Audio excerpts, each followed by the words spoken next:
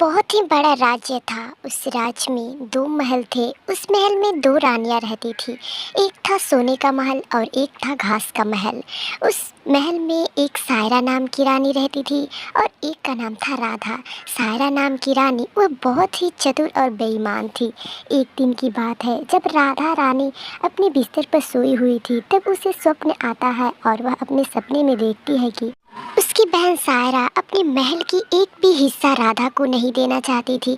यह सपने देख राधा बहुत ज़्यादा घबरा जाती है और वह डरते हुए अपनी बहन सायरा के पास जाती है और अपनी बहन सायरा से कहती है, अरे बहन सायरा, मैं चाहती हूँ कि हम दोनों के पास जो एक सोने का और जो एक घास का महल है, उन दोनों महल में बंटवारा हो जाए। मुझे बहुत ही घबराहट हो रही है। लेकिन इतनी बातें सुनकर सायरा बहुत ज़्यादा क्रोधित हो जाती है और उन दोनों के बीच बहुत ही बड़ा युद्ध फंस जाता है और वे दोनों आपस में लड़ाइयाँ करने लगती हैं कि मैं किसी भी महल का बंटवारा नहीं करना चाहती हूँ।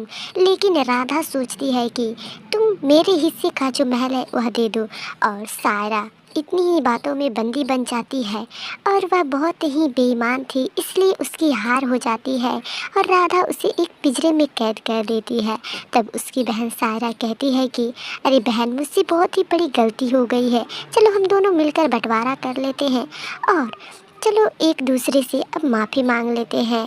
बेईमान होने के कारण सायरा को घास वाली महल मिल जाती है और उसे कुछ भी ज़्यादा धन नहीं प्राप्त हो पाता है, क्योंकि वह बहुत ही ज़्यादा लालची थी, इसलिए उसे घास के महल ही मिलते हैं और वह घास के महल में रहने लगती है और उसे समझ आ जाता है कि बेईमानी का फल हमेशा बुरा ही होता है और वह सोने के महल के चक्कर में पूरे अपने धन दौलत को गंवा देती है और अपनी बहन राधा से हारने के बाद वह घास के महल में रहने लगती है और राधा की जीत होती है और उसके बाद वह सोने के महल में रहने लगती है और हमेशा अच्छाइयों का ही जीत होता है। प्लीज़ वीडियो को लाइक और चैनल को सब्सक्राइब